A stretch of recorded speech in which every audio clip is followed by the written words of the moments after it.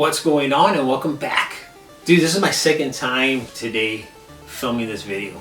I got up early this morning and I filmed it and I just didn't like the way it came out. And that happens sometimes. Sometimes that happens. I'll film a video and then I'll go about my day and do whatever I'm doing, and I'll be thinking about like what I filmed earlier. And if I don't like it, I'll delete it. And that kind of forces me to refilm again. I haven't deleted this other video because there's some stuff I want to show you. Well, not stuff, but a table. So before I get into that, what I was talking about in that video was like, me and my friends, we started playing Dungeons and Dragons again, right? And you don't need a lot of money to play D&D. All you need is like a couple of pairs of dice. Maybe if the Dungeon Master might have a couple of campaign books, or you can make up your own story, whatever, your own adventure, and in your imagination. That's pretty much all you need. That's how we started playing, right? We had some dice.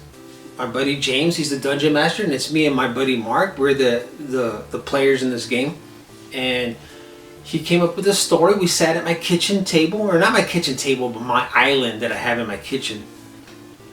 And we played. It was a short campaign, like maybe like an hour and a half or something like that. And it was fun. We had fun doing it.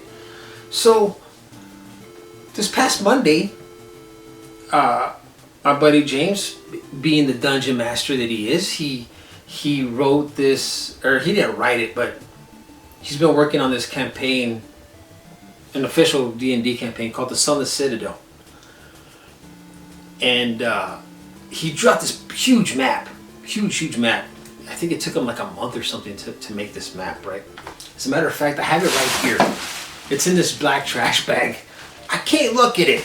I'm not supposed to look at it because as we're playing the game, he's, putting parts of the map on this table, right? So this is like our first time seeing the map as we're going. Anyway, he's like, dude, I got this map. It's huge, and we're not gonna be able to play on the island. I was like, okay. I was like, maybe I can borrow like a foldable table or something we can set up in the living room and play there. He said, no, I got a table. I'll take it over. I was like, what kind of table is this? He's like, and I don't know, dude. I don't know if he found this thing, or if he made it, or somebody made it and he found it and he repainted it and he brought it over, right? It's this big gray like coffee table, oversized coffee table thing. And I when I was filming earlier, I had it set up right here on the floor and I was sitting on it. I looked like the happy console gamer sitting, behind this oversized coffee table, right? And so he brought it out, or he brought it over, and we put it in the living room. This thing was big. I had to actually push my couch back a little bit so we could fit. He set the map out and everything, and we played. We started like at 5. This was this past Monday. We started like at 5:30 in the afternoon, and we stopped playing. Didn't finish the campaign, but we stopped playing like at 10:30 at night because I had to work the next morning. He had to work the next morning, whatever. So we're gonna pick it back up probably Monday again. But after he left, I now had this huge gray table sitting in my living room, taking up all my space. And I got it and I picked it up, and it was right here. I had it leaned up against the gaming shelves. It's just an eyesore. See, so I got it and I stuck it in my container, right? And when we play on Monday, I'll take it back out and we'll set it back up or whatever. And that's what I'm saying. Like, that's the point I'm trying to get across. Like you don't need like all this fancy stuff to play D&D, right? He found this table, I guess somebody built, dude, I don't know where he got this thing from, but it worked. It worked. And we set it up. It's just a shame that if we're going to be using this table, I'm going to have to keep taking it and putting it back outside in this container because it's an eyesore, right? It's ugly. It's ugly. And when he first told me about this table, I was like, dude, he's like, yeah, I need to paint it or whatever. I was like, you know, I told him, you should stain it, right? Stain the table so it'll look nice, right? He's like, dude, the price of stain. He's like, I ain't spending that kind of money to paint this piece of shit. I was like, oh, okay, so he just painted it gray. And then when he brought it, I was looking at the table. I was like, oh yeah, you're right. I wouldn't have spent, you know, money on staining this thing either. But while he was here, when he was getting everything ready, I told him, I was like, dude, I go, after I get back from vacation, I'll save up for a month and I'll buy us a proper table to game on. Dude, that's something I've really, really been wanting for the past 2 years, is a gaming table. So me and my friends can play board games, play D&D or whatever, right? Because you saw in my game room tour, if you watched it earlier this year, at the beginning of the year, I'm kind of doing my living room up in like D&D, sort of, right? There's stuff I need to get still, like some couple of pictures and maybe a couple of statues or whatever. I don't want to make it look cool, right? And if I found a gaming table on Amazon that's a coffee table size gaming table for like $500. And I know that's kind of expensive, but dude, it's a piece of furniture, right? It's gonna sit there and it's like gonna be like the centerpiece of like my living room. It's gonna be there for us to use to play, whatever. This table that he brought over this past Monday, we couldn't leave nothing set up because, you know, we couldn't leave like miniatures on the table, dice on the table, the map out there because my dog, right? She can climb on top of the table, she'll eat the miniatures, eat the dice, tear up the map. So we had to break it all down. At least with this table that I found on Amazon, you know, it's got a cover. So we can leave everything set up and just put the cover back on and it'll be like a proper coffee table. So I tell my buddy James, right, while he's here, before we start playing, I'm like, dude, I go, when I come back from vacation, I'm going to save up for about a month.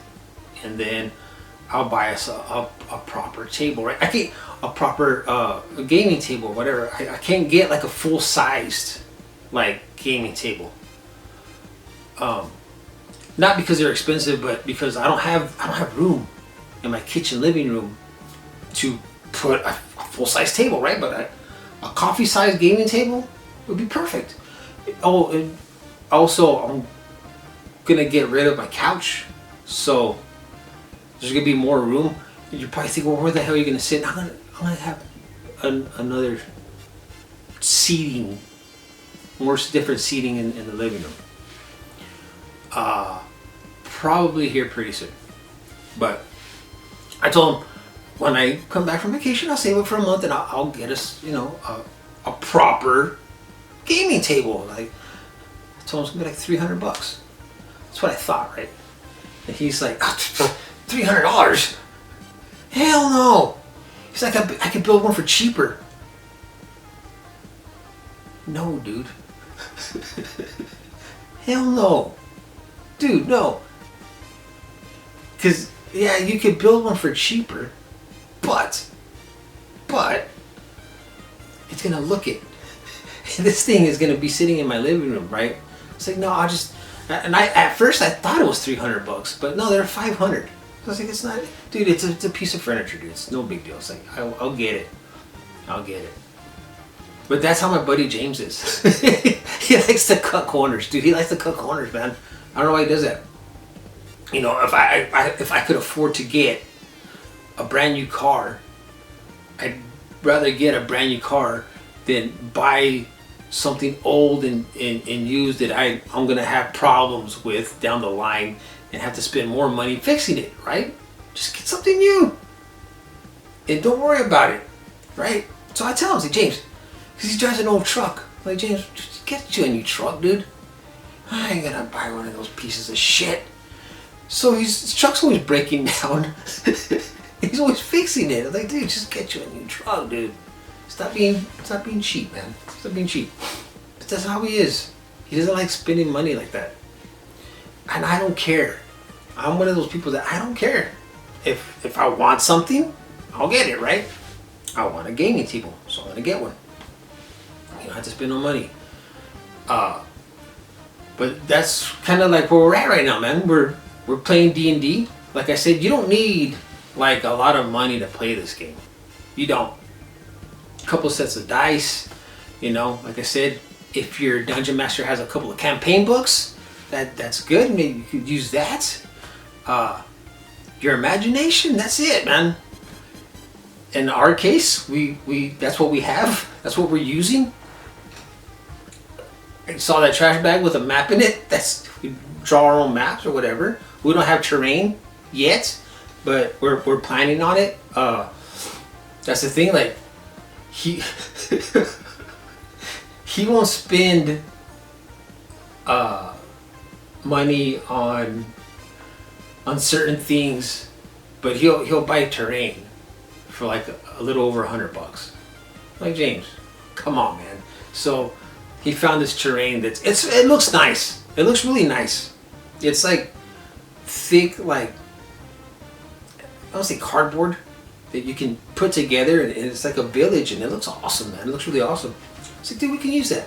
He's like, yeah, I like that one. So we're probably gonna get that and some other stuff, but you don't need, like I said, you don't need a lot of cash to play D&D at all. So there you have it. Like I said, if you're just barely starting to play D&D and you don't have much, you don't need that much to start playing.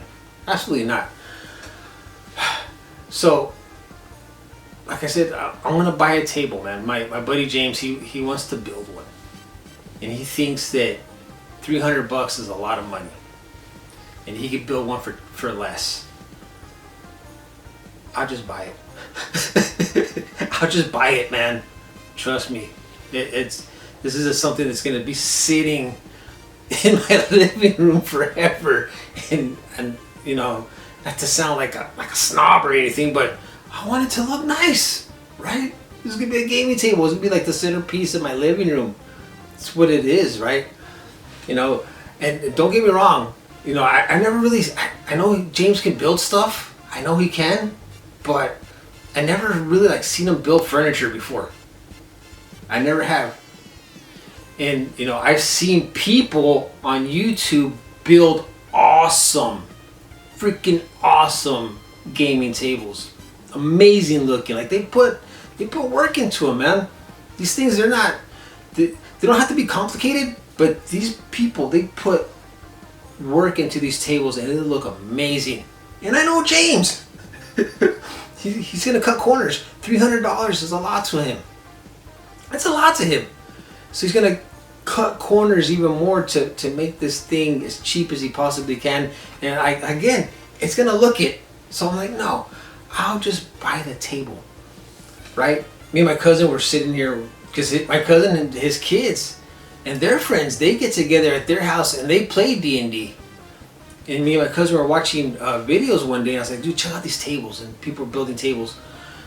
And I was showing them some tables online that are like $3,000. See, now that's where you gotta, you know, draw the line, right? See, that's a lot of money for a freaking gaming table, dude. And they're just plain Jane looking tables, right? My cousin's like, hell no, dude. He's like, I can build one for less than that.